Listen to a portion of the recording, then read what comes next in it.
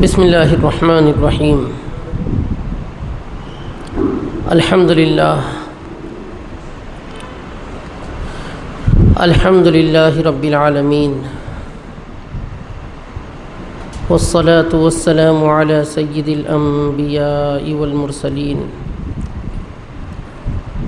وعلی آلہ واصحابہ الطیبین الطاہرین اما بعد فأعوذ بالله من الشيطان الرجيم بسم الله الرحمن الرحيم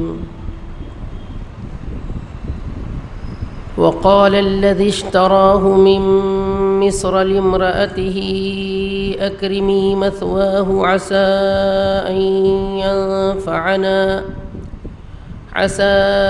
أن ينفعنا أو نتخذه ولدا وكذلك مكنا ليوسف في الأرض ولنعلمه من تأويل الأحاديث والله غالب على أمره ولكن أكثر الناس لا يعلمون ولما بلغ أشده آتيناه حكما وعلما وكذلك نجزي المحسنين وراودته التي هو في بيتها عن نفسه وغلقت الأبواب وقالت هيت لك قال معاذ الله إنه ربي أحسن مثواي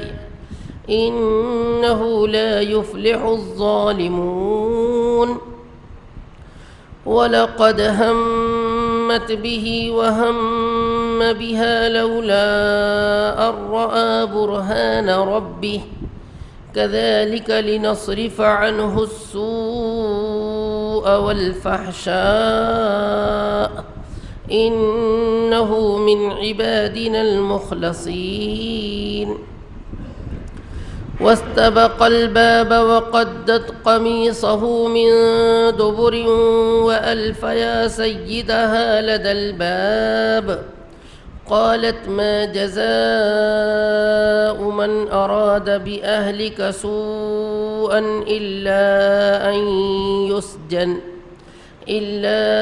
أن يسجن أو عذاب أليم قال هي راودتني عن نفسي وشهد شاهد من أهلها إن كان قميصه قد من قبل فصدقت وهو من الكاذبين وإن كان قميصه قد من دبر فصدقت وهو من الكاذبين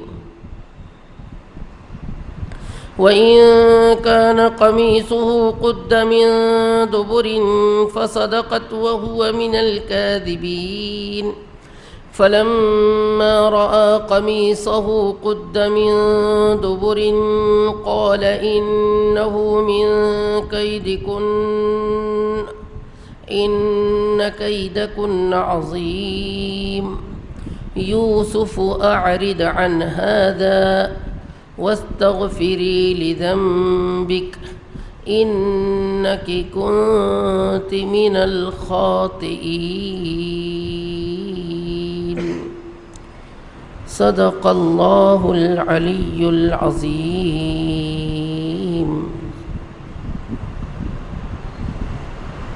قابل صد احترام برادران اسلام، معزز بزرگوں، نوجوان دوستوں، مکرم خواتین اسلام، جو تلاوت ابھی ہم نے سماعت کی 12ویں پارے کا 13واں رکوع، سورہ یوسف علیہ السلام کا 3را رکوع۔ اس رکوع میں کل 9 آیات مبارکہ ہیں۔ پہلے ان تمام آیات کا ترجمہ سنیں، پھر انشاءاللہ تفصیل پیش کی جائے گی۔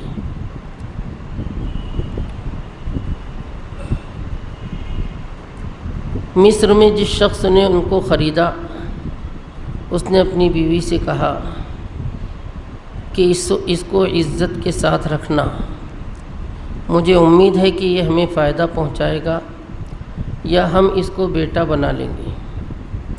اور اس طرح سے ہم نے یوسف کے قدم جما دیے اس سرزمین میں، اور تاکہ ہم اس کو باتوں کا مطلب سمجھنے کا علم عطا فرمائیں، اور اللہ اپنے معاملے پر غلبے والا ہے، لیکن اکثر لوگ اس کو جانتے نہیں۔ اور جب یہ اپنی پختہ عمر کو پہنچے تو ہم نے ان کو حکمت اور علم عطا کیا، اور اسی طرح ہم نیکی کرنے والوں کو بدلہ عطا فرماتے ہیں۔ جس عورت کے گھر میں وہ تھے اس نے ان کو ورغلایا، ان کے نفس سے پھسلایا اور تمام دروازوں کو بند کر لیا، اور کہنے لگی آ بھی جاؤ۔ انہوں نے کہا اللہ کی پناہ، وہ میرا رب ہے، اس نے مجھ کو بہترین ٹھکانہ عطا کیا ہے، بلا شبہ ناانصاف لوگ کامیاب نہیں ہوتے۔ اور وہ عورت بخدا ان کا پکا ارادہ کر چکی تھی، اور انہوں نے بھی اس کا ارادہ کر لیا تھا اگر اپنے رب کی کوئی دلیل نہ دیکھتے ہیں۔ اسی طرح تاکہ ہم ان سے برائی اور بے حیائی کو پھیر دیں، یقیناً وہ ہمارے منتخب بندوں میں تھے۔ اور یہ دونوں کے دونوں دروازے کی طرف دوڑے، اور اس عورت نے ان کا قمیص پیچھے سے پھاڑ دیا، اور دونوں نے اس عورت کے شوہر کو دروازے پر پا لیا۔ کہنے لگی کہ اس شخص کا بدلہ کیا ہو سکتا ہے جو آپ کی بیوی کے ساتھ برائی کا ارادہ کرے، سوائے اس کے کہ اس کو قید میں ڈال دیا جائے یا بڑی سزا دی جائے، دردناک سزا دی جائے۔ انہوں نے کہا کہ اسی نے مجھ کو پھسلایا ہے اپنے نفس سے، اور ایک گواہی دینے والے نے گواہی دیا اس کے گھر والوں میں سے کہ اگر اس کی قمیص آگے سے پھٹی ہے تو یہ سچ بول رہی ہے اور وہ جھوٹا ہے، اور اگر اس کی قمیص پیچھے سے پھٹی ہے تو وہ سچ بول رہا ہے اور یہ جھوٹ بولنے والیوں میں سے ہے۔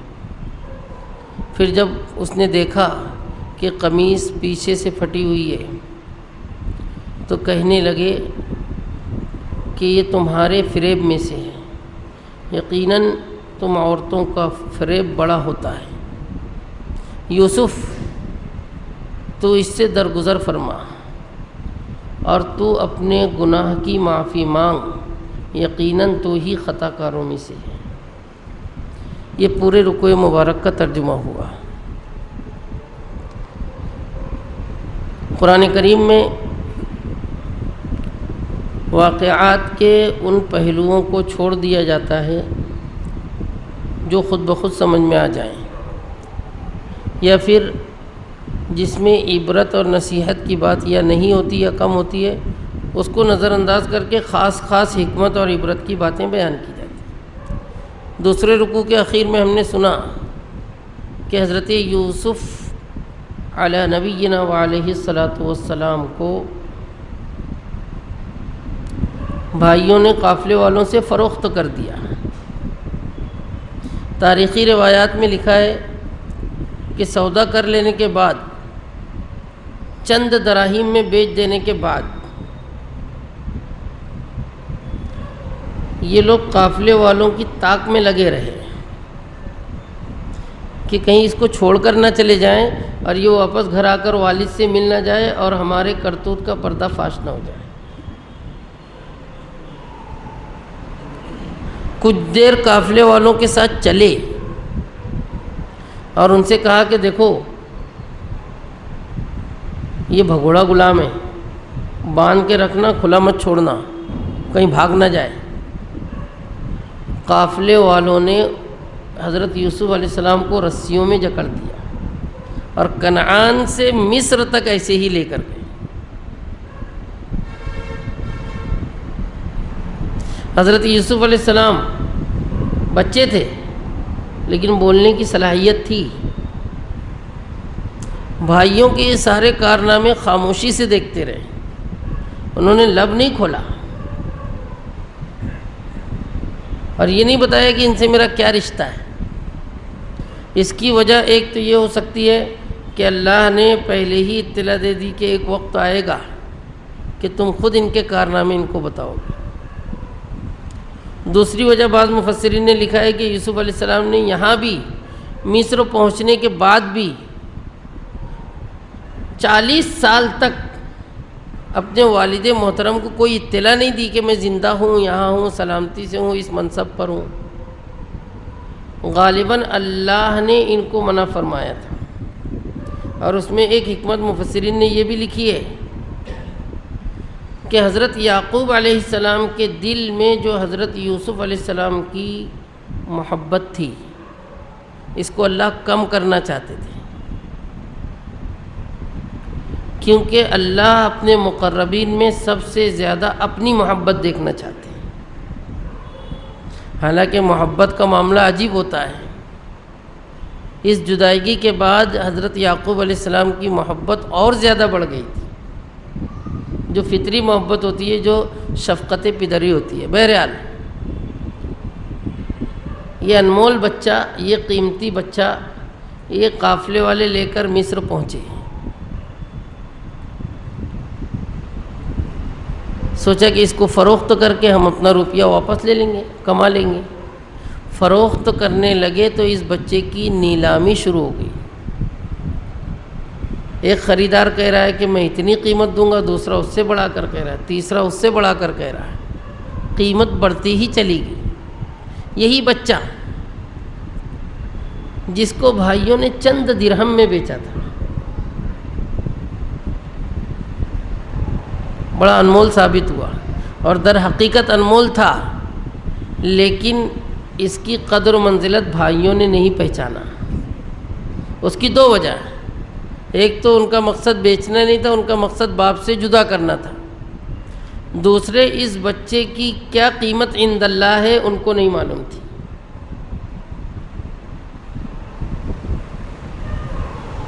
فارسی کا ایک مقولہ مشہور ہے، قدر جوہر شاہ بدانت یا بدانت جوہری۔ ہیرے کی قیمت یا تو بادشاہ پہچانے گا یا ہیرا شناس پہچانے گا، دوسرے لوگوں کے لیے وہ ایک عام اور معمولی پتھر ہوتا ہے۔ حضرت یوسف علیہ السلام کا سودا ہوا۔ مفسرین نے لکھا ہے کہ آخر کار ان کی قیمت طے ہوئی، ان کے وزن کے برابر سونا اور اتنا ہی مشک اور اتنا ہی ریشمی کپڑا، اتنی قیمت میں ان کو فروخت کیا گیا۔ اور کس نے خریدا؟ عزیز مصر نے۔ بعض مفسرین کہتے ہیں کہ مصر کا وزیر اعظم تھا، اور بعض مفسرین کہتے ہیں کہ مصر کا وزیر خزانہ تھا۔ اس کا نام مفسرین نے لکھا ہے قطفیر یا عطفیر، اور جن لوگوں نے وزیر خزانہ کہا ہے انہوں نے وزیر اعظم کا نام لکھا ہے ریان ابن اسید، جو قوم عمالقہ کا تھا۔ بعد میں حضرت یوسف علیہ السلام کے ہاتھوں پر اسلام بھی قبول کیا ہے۔ بہرحال یہ وزیر اس بچے کو دیکھ کر ہی پہچان لیا کہ بڑا انمول ہے۔ یہاں مفسرین نے حضرت عبداللہ ابن مسعود رضی اللہ تعالیٰ عنہ کا ایک مقولہ نقل کیا ہے کہ دنیا میں 3 ہی آدمی عقل مند اور قیافہ شناس ثابت ہوئے۔ اس میں سے پہلا ہے عزیز مصر، جس نے حضرت یوسف علیہ السلام کو دیکھ کر ہی ان کی قیمت کو پہچان لیا تھا اور اتنی بھاری قیمت میں ان کو خریدا تھا۔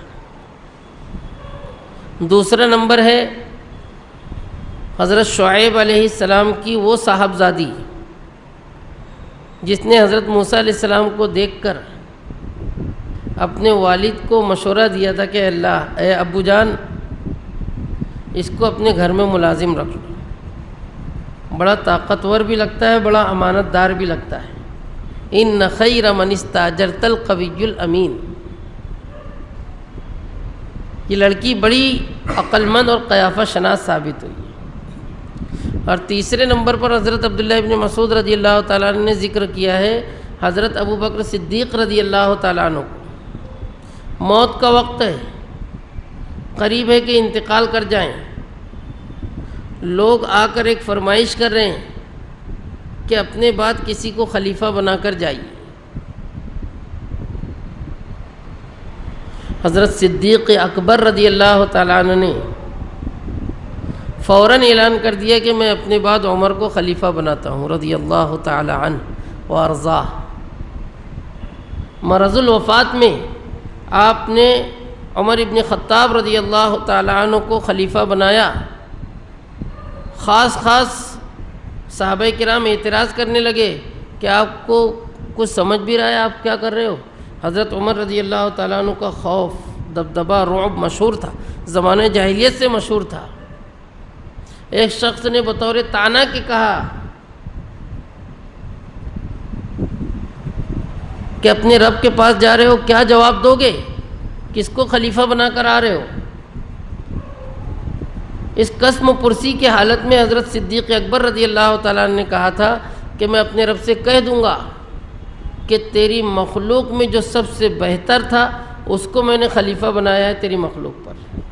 برجستہ جواب دیا، اور یہ آپ کا صرف اندازہ نہیں تھا، تاریخ نے دیکھ لیا کہ عمر ابن خطاب رضی اللہ تعالیٰ عنہ جیسا خلیفہ مسلمانوں کو نہ کبھی میسر ہوا نہ ہوگا۔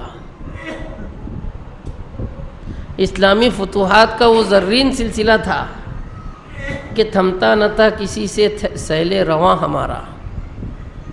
بہرحال ابن مسعود رضی اللہ تعالیٰ عنہ کہتے ہیں کہ یہ تین لوگ عقل مند ثابت ہوئے ہیں، اس میں عزیز مصر بھی تھا۔ خرید کر فوراً گھر لے گیا، گھر لے جاتے ہی بیوی سے کہا کہ سنو، میں نے ایک غلام خریدا ہے، لیکن یہ غلام نہیں ہے، اس کو بہت عزت کے ساتھ رکھنا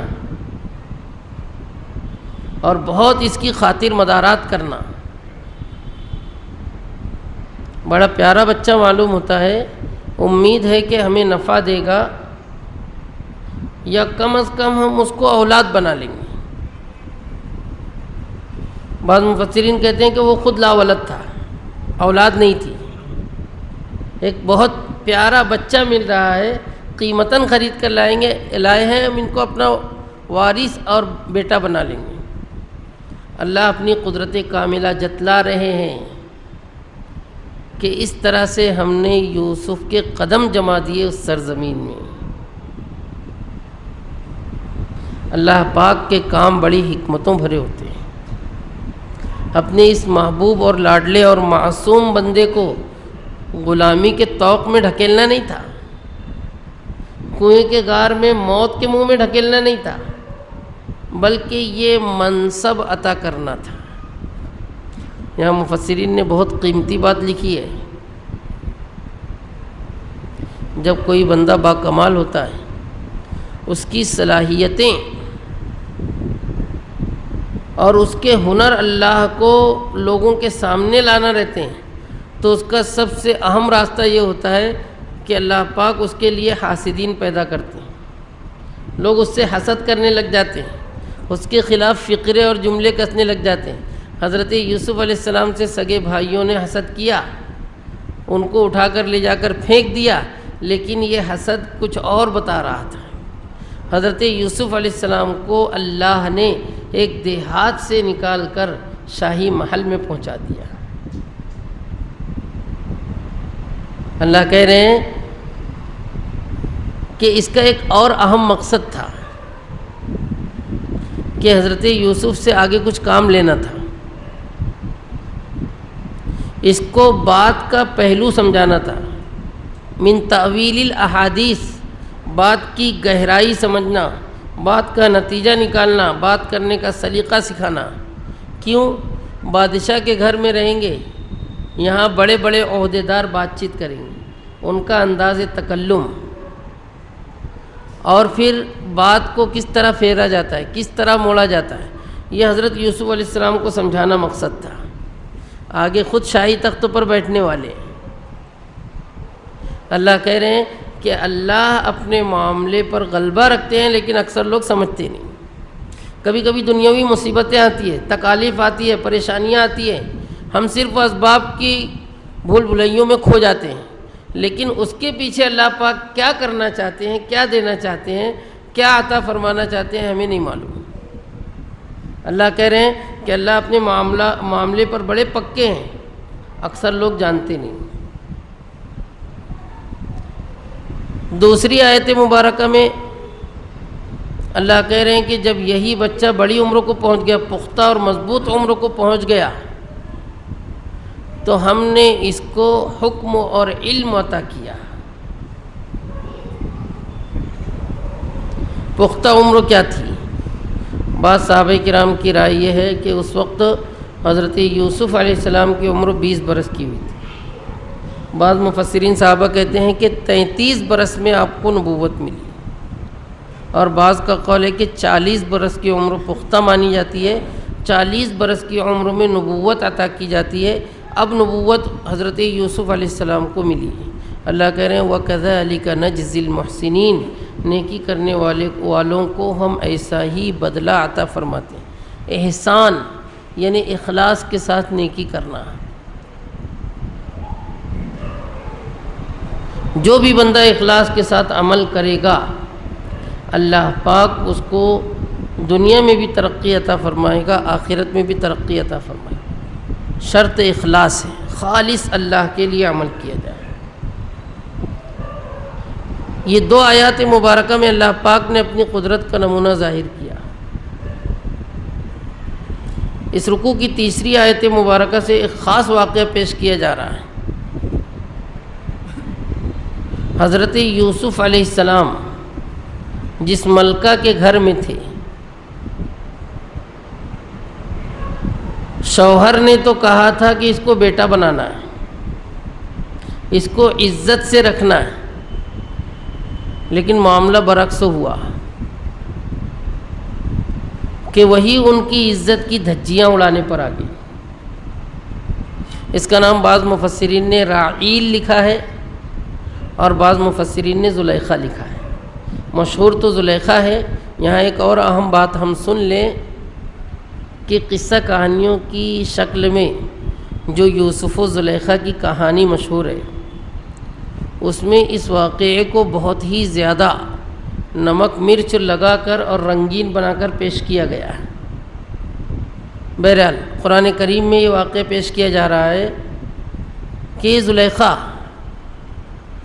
حضرت یوسف علیہ السلام پر فریفتہ ہو گئی، آپ کے حسن کے آگے دل کھو بیٹھی،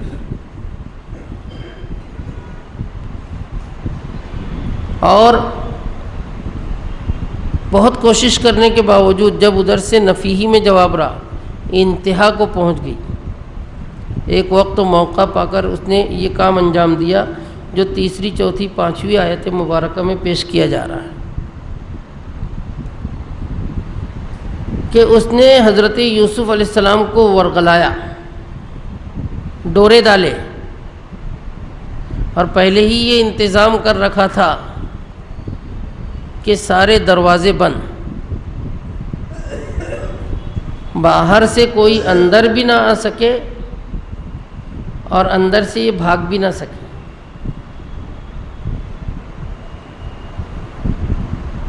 اور کہنے لگی کہ آ بھی جاؤ، میری خواہش پوری کر لو۔ مفسرین نے بڑے عجیب انداز میں اس واقعے کی منظر کشی کی ہے کہ حضرت یوسف علیہ السلام حسن مجسم، ان کے حسن کا کرشمہ انشاءاللہ آئندہ رکوع میں ہم سماعت کریں گے۔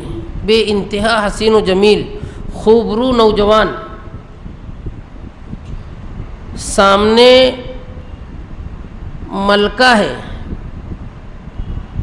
جو اس وقت تو زیبائش میں آرائش میں کوئی کسر نہیں چھوڑی، بڑی کوشش کر رہی ہے کہ ان کو اپنے سے قریب کر لے۔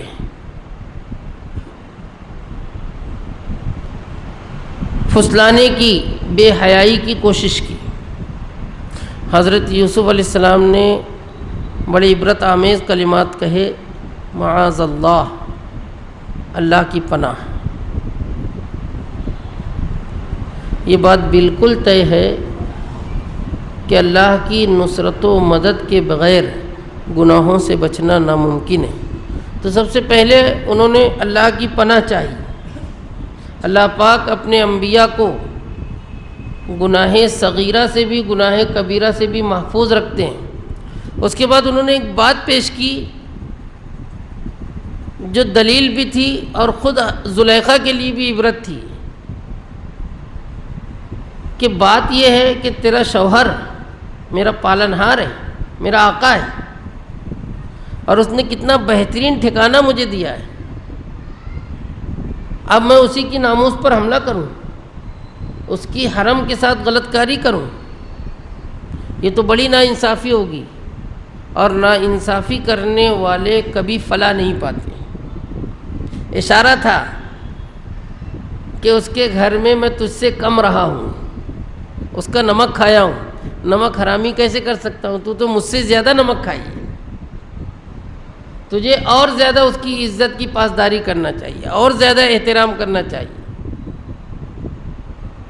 بڑے دلچسپ انداز میں اللہ نے بھی بیان کیا حضرت یوسف علیہ السلام کا یہ ماجرا۔ اس میں غور طلب بات یہ ہے، سب سے پہلے اللہ نے کہا ہے کہ جس کے گھر میں یوسف تھے، آسان سا جملہ کہہ سکتے تھے، زوجۃ الرجل زوجۃ مصر، عزیز مصر کی بیوی نے یا ملکہ نے، یہ بات نہ کہتے ہوئے اللہ نے کہا ہے التی ہوا فی بیتہا۔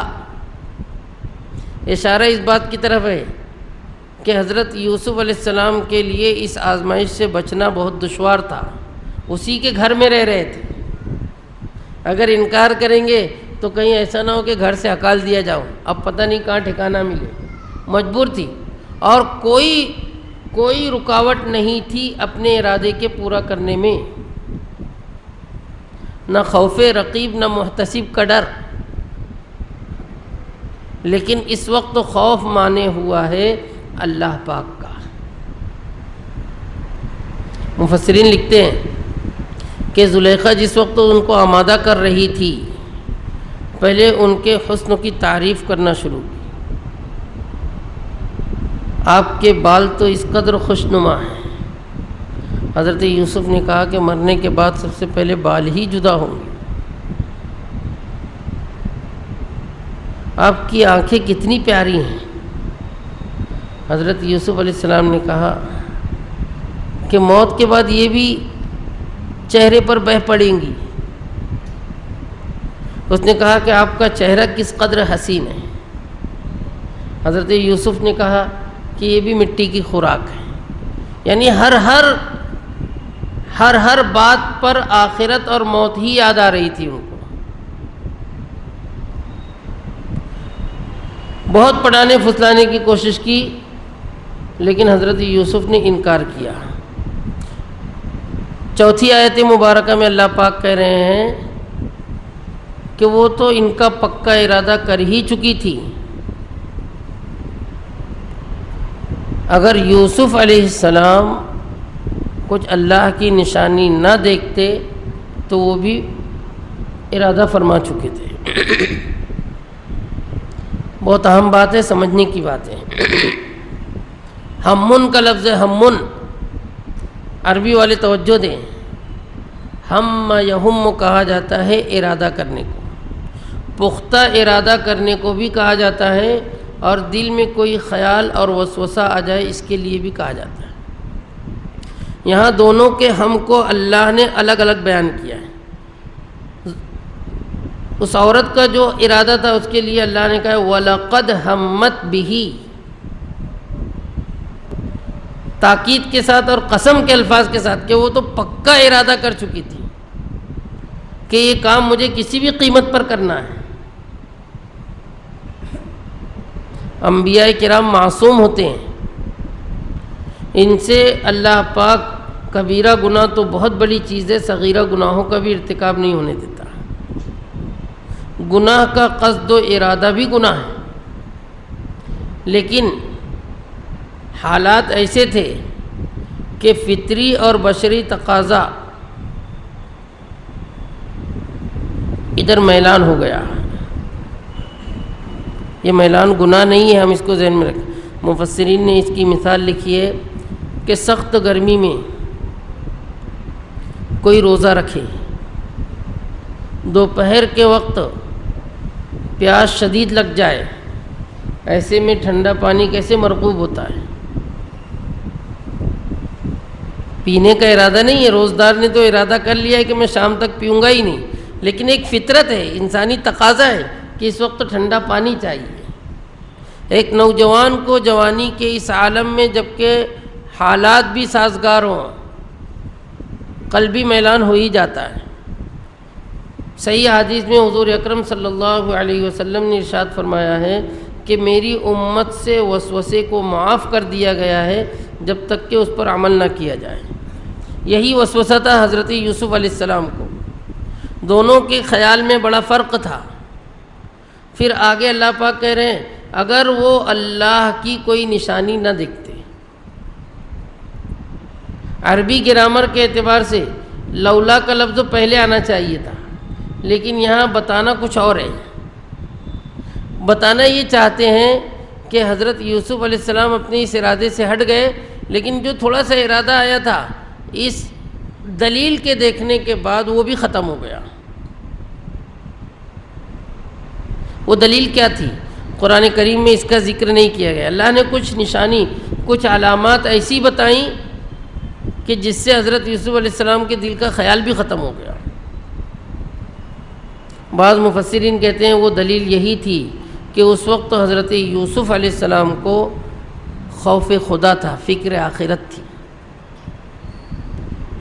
بعض مفسرین کہتے ہیں کہ اس وقت حضرت یوسف علیہ السلام کو حضرت یعقوب علیہ السلام دکھائے گئے کہ آپ یوسف کو دیکھ رہے ہیں اور دانتوں میں انگلیاں دبائے۔ بعض مفسرین کہتے ہیں کہ عزیز مصر ایسا لگا کہ سامنے کھڑا ہے، اس عورت کا شوہر۔ اور بعض مفسرین کہتے ہیں کہ حضرت یوسف علیہ السلام چھت کی طرف سر اٹھائے، اور جب انہوں نے سر اوپر کو اٹھایا تو اس پر قرآن کریم کی ایک آیت مبارکہ لکھی ہوئی دیکھی تھی جو سورہ بنی اسرائیل میں ہے، وَلَا تَقْرَبُوا الزِّنَا إِنَّهُ كَانَ فَاحِشَةً وَسَاءَ سَبِيلًا، تم زنا کے قریب مت جانا، وہ بے حیائی ہے اور بہت ہی برا طریقہ ہے۔ بہرحال جو بھی دلیل اللہ پاک کی ہو اس کو دیکھ کر حضرت یوسف علیہ السلام باز آ گئے۔ اللہ کہہ رہے ہیں ہم ان سے برائی اور بے حیائی کو پھیرنا چاہتے تھے، وہ ہمارے چنے ہوئے بندے تھے۔ السوء والفحشاء، مفسرین کہتے ہیں کہ السوء گناہ صغیرہ ہے، الفحشاء گناہ کبیرہ، یعنی اس بندے کو ہم صغیرہ کبیرہ دونوں گناہوں سے محفوظ رکھنا چاہتے تھے، کیونکہ یہ ہمارا منتخب بندہ تھا۔ المخلصین، اللہ نے جس کو چن لیا ہے۔ بزرگوں اور دوستوں، تمام ایمان والے مخلصین ہیں، ان کو اللہ پاک جہنم سے بچانا چاہتے ہیں۔ شیطان نے جب اللہ سے مزوری کیا تھا تو اس وقت ایک جملہ کہا تھا لَأُغْوِيَنَّهُمْ أَجْمَعِينَ، میں تیرے تمام بندوں کو بہکا دوں گا إِلَّا عِبَادَكَ مِنْهُمُ الْمُخْلَصِينَ، سوائے تیرے وہ بندے جو چنے ہوئے رہیں گے۔ آپ جن کو چن لو ان کو نہیں بہکا پاؤ، تو ان سے مایوس ہو چکا ہے شیطان بھی۔ اور بعض قراء نے یہاں المخلصین زیر کے ساتھ پڑھا ہے، جس کا ترجمہ ہوگا کہ اخلاص والے، جو صرف اور صرف اللہ کی رضا کے لیے کام کرتے ہیں۔ اللہ پاک ان کی نیکیوں پر مدد کرتے ہیں، برائیوں سے بچاتے ہیں۔ تو اللہ کہہ رہے ہیں کہ ہمیں ان کو بچانا تھا۔ 5ویں آیت مبارکہ میں یہ منظر کشی کی جا رہی ہے کہ حضرت یوسف علیہ السلام وہاں سے بھاگے، یہ بھی ان کے پیچھے دوڑی، جھپٹا جھپٹی میں حضرت یوسف کی قمیص پیچھے سے پھٹ گئی، اس عورت نے پھاڑا، زلیخا نے، لیکن پھر بھی حضرت یوسف علیہ السلام دوڑ کر دروازے تک پہنچ گئے۔ بعض مفسرین کہتے ہیں کہ دروازے پر اس نے پہلے ہی قفل و بندی کر رکھی تھی، تالا لگا رکھا تھا، پھر بھی حضرت یوسف علیہ السلام کے پہنچنے پر وہ دروازہ خود بخود کھل گیا۔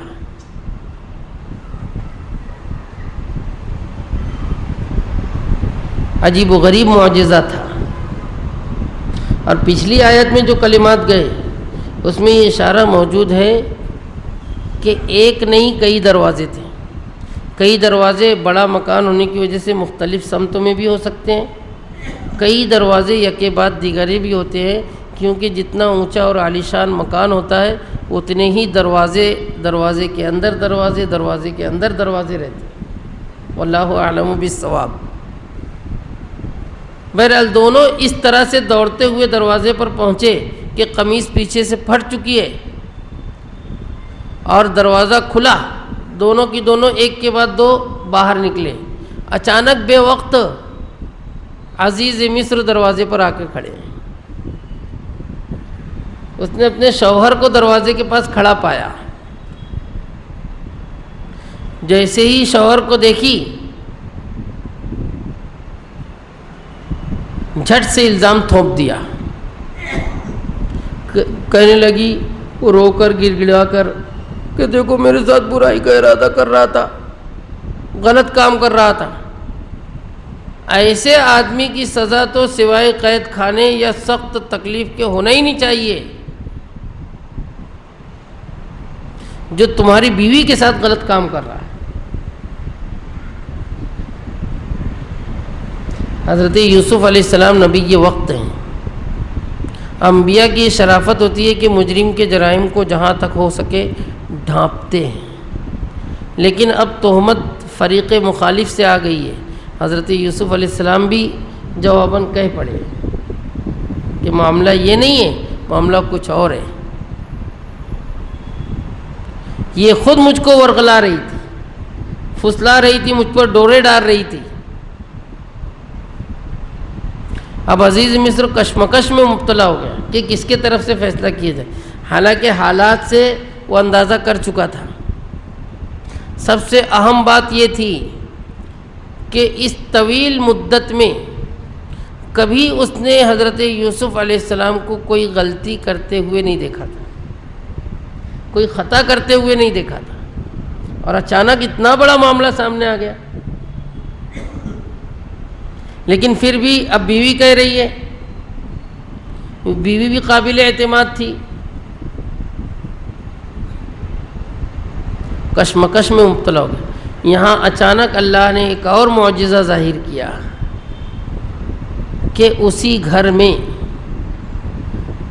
ایک چھوٹا سا بچہ تھا، یہ بچہ انہوں نے کسی اور سے گود لے رکھا تھا یا کسی مصلحت سے گھر میں تھا جو گہوارے میں تھا، جس کے بارے میں یہ تصور بھی نہیں کیا جا سکتا تھا کہ یہ ساری حرکات دیکھے گا یا کچھ بولے گا۔ اچانک اس بچے نے گواہی دیا، اور گواہی بھی عجیب انداز سے دیا۔ بعض روایات میں آتا ہے حضور اکرم صلی اللہ علیہ وسلم نے فرمایا کہ 4 بچوں نے شیر خارگی کی عمر میں بات چیت کی ہے، کلام کیا ہے۔ اس میں حضرت عیسیٰ علیہ السلام ہیں جنہوں نے 1 دن کی عمر میں اپنی ماں کی برات قوم کے سامنے بیان کی تھی، صرف 1 دن کے تھے بس۔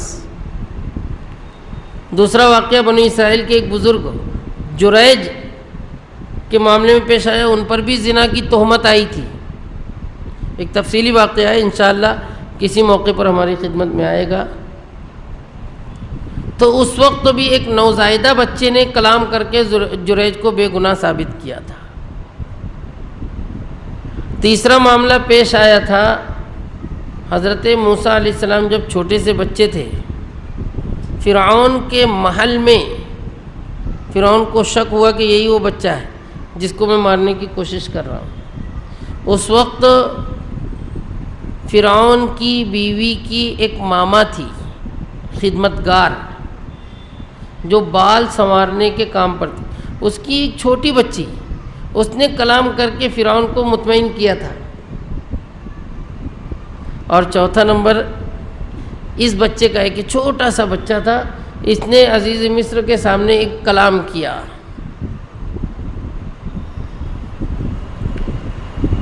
کیا آسان سی بات یہ ہے، قمیص دیکھ لو، اگر قمیص آگے سے پھٹی ہے تو سمجھ لو کہ یوسف مجرم ہے، زلیخا بے گناہ ہے، اور قمیص اگر پیچھے سے پھٹی ہے تو بات بالکل صاف ہے کہ یوسف بے گناہ ہے، زلیخا مجرم ہے۔ ایک شہادت کے طور پر اس بچے نے یہ علامت بتائی، حکیمانہ انداز سے اللہ پاک نے اس کو یہ گویائی عطا کی۔ اس بچے کے کلام کرنے میں ایک اور دلیل ہے کہ ہم جن چیزوں کو بے زبان سمجھ رہے ہیں، یہی چیزیں کل قیامت میں شہادت و گواہی پیش کریں گی۔ حدیث میں آتا ہے، انسان دنیا کے جیسے چالاکی کرنے کی کوشش کرے گا، اپنے جرم کو چھپانے کے تدبیریں کرے گا، انکار کرے گا۔ ایک بندے کا واقعہ احادیث میں آتا ہے کہ وہ اللہ پاک سے صاف کہے گا کہ اے اللہ، میں فرشتوں کی کوئی بات نہیں مانوں گا، انہوں نے کیا لکھا کیا نہیں لکھا ہم تھوڑی دیکھیں، میں کسی دوسرے کی گواہی نہیں قبول کروں گا اپنے خلاف، وہ سچ بول رہا ہے کہ جھوٹ بول رہا ہے یہ کون بتائے گا؟ اپنے اعتبار سے وہ دنیا کا بیرسٹر وکیل ہوگا، بڑا عقل مند ہوگا کہ اس طرح سے میں اپنے جرائم سے بچ جاؤں گا۔ پہلے ہی اللہ کے سامنے انکار کرے گا کہ مجھے فرشتوں کا لکھا ہوا بھی نہیں چلے گا، کسی گواہ کی گواہی بھی نہیں چلے گی۔ اللہ پاک کہیں گے کہ ٹھیک ہے چل، اس کے منہ پر مہر لگا دیں گے اور اس کے اعضاء سے پوچھا جائے گا کہ بتاؤ اس کے کارنامے، ہاتھ سے پوچھا جائے گا، پیر سے پوچھا جائے گا، وہ سارے اس کے گناہ گنوائیں گے۔ جب سارے گناہ شمار ہو جائیں گے، اب مہر ہٹا کر اللہ پاک پوچھیں گے کہ بول تو ان کی بھی بات تسلیم کرے گا یا نہیں؟ لاجواب ہو جائے گا، بجائے اس کے کہ کچھ بولے اپنے ہی اعضاء کو ڈانٹے گا کہ کم بختو، نالائقو، تمہاری لذت کے لیے میں نے یہ سب کام کیا، آج تم ہی مجھے پھنسا رہے ہو۔ وہ اعضاء کہیں گے انطقنا اللہ الذی انطق کل شیء، ہمیں اس اللہ نے بولنے کی صلاحیت عطا کی جس نے ہر چیز کو گویائی عطا کی۔ اس منظر کو اللہ نے قرآن پاک میں سورہ یاسین میں بھی بیان کیا ہے، الیوم نختم علی افواہہم وتکلمنا ایدیہم وتشہد ارجلہم بما کانوا یکسبون، منہ پر مہر ہوگی، ہاتھ پیر کلام کریں گے، سارے اعمال جتلائیں گے، بتلائیں گے۔ تو اس بچے نے یہ شہادت دی، عزیز مصر دیکھتے ہی سمجھ گئے، اور ایک جملہ کہا کہ یہ تمہاری مکاری ہے۔ بیوی سے کہنے لگا کہ تم عورتوں کی مکاری ہے اور تمہاری مکاری بڑی ہے، بڑے مکار ہوتے ہو تم لوگ۔ قرآن کریم میں عورتوں کے مکر کے بارے میں یہاں کہا گیا ہے ان کیدکن عظیم، اور سورہ نساء میں ایک جملہ ہم نے سنا تھا، وہاں بھی میں نے یہ جملہ ذکر کیا تھا سورہ یوسف کا، شیطان کے مکر کے بارے میں اللہ نے کہا ہے ان کید الشیطان کان ضعیفا، کہ شیطان کا مکر کمزور ہے۔ اس سے بعض مفسرین کہتے ہیں، اور علامہ قرطبی رحمۃ اللہ علیہ نے تو حدیث کے حوالے سے ذکر کیا ہے کہ عورتوں کا مکر شیطان کے مکر سے بڑا ہوا ہوتا ہے۔ لیکن خواتین افسردہ اور مایوس نہ ہوں۔ بعض مفسرین نے بڑے قیمتی کلمات اس آیت کے ضمن میں لکھے ہیں۔ سب سے پہلی بات تو یہ سمجھنے کی ہے کہ ان کیدکن عظیم، یہ جملہ قرآن پاک میں ہے لیکن عزیز مصر کا جملہ ہے، اللہ پاک کا جملہ نہیں۔ دوسری یہ کہ عورتوں کے مکر کا جو مقابلہ کیا جا رہا ہے مردوں سے کیا جا رہا ہے، یہاں شیطان سے موازنہ کرنا صحیح نہیں۔ شیطان کا موازنہ اس کے مکر کی تدبیر اللہ کی تدبیر کے مقابلے میں تھی، وہ یقیناً کمزور ہونے ہی والی ہے۔ اور عورتوں اور مردوں میں تقابل کیا جائے تو یہ ممکن ہے کہ عورتوں کا مکر بھاری اور غالب ہو سکتا ہے، لیکن مفسرین نے ایک بات اور قیمتی لکھی ہے کہ یہ تمام خواتین کے بارے میں نہیں، یہ مکر اور دھوکے باز فطرت میں رکھنے والی خواتین کی عادت ہوتی ہے۔ اور عزیز مصر نے جو جملہ کہا ہے وہ جملہ اپنے شہر کی، اپنے علاقے کی خواتین کو مد نظر رکھ کر کہا ہے۔ یہاں پر ایک اور اہم بات،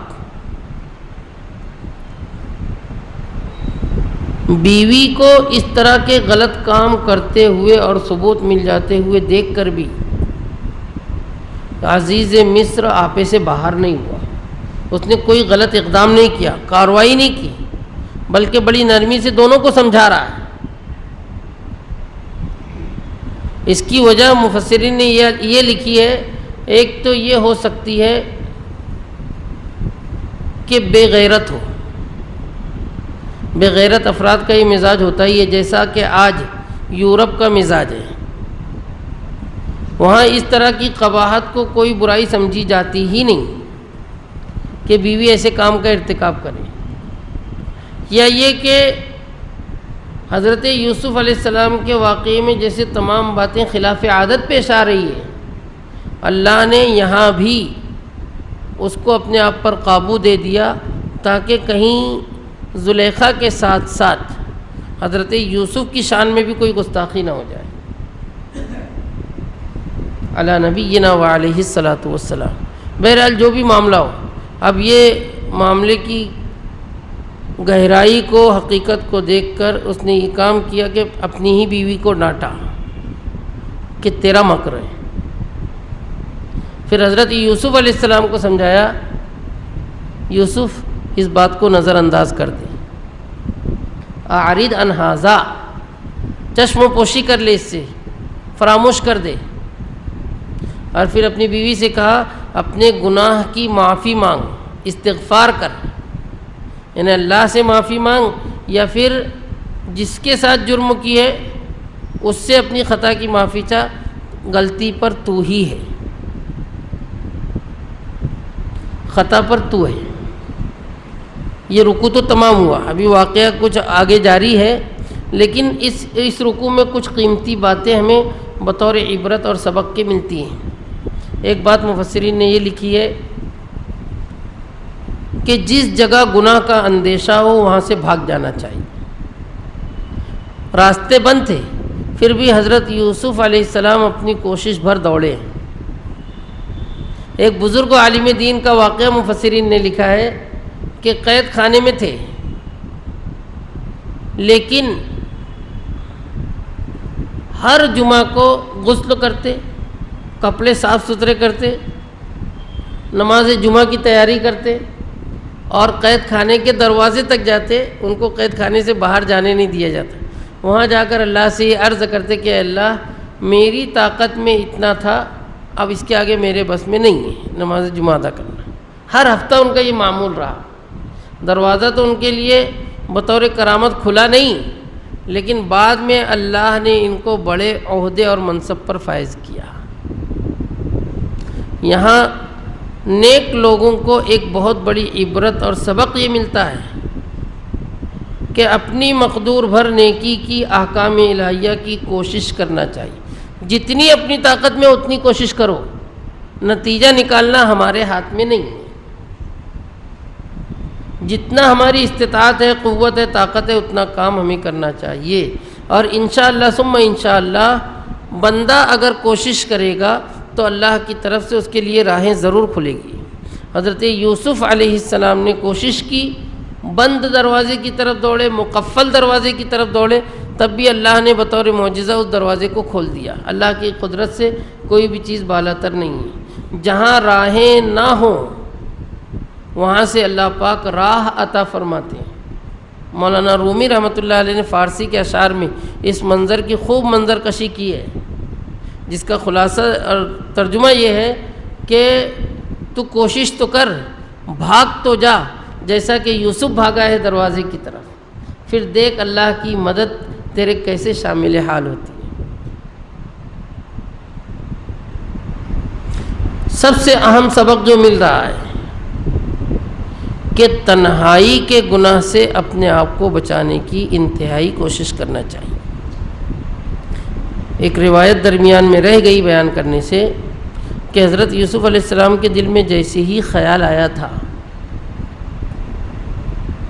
فرشتوں نے اللہ سے عرض کیا کہ اللہ دیکھیے آپ کا یہ محبوب اور خاص بندہ گناہ کا ارادہ کر رہا ہے۔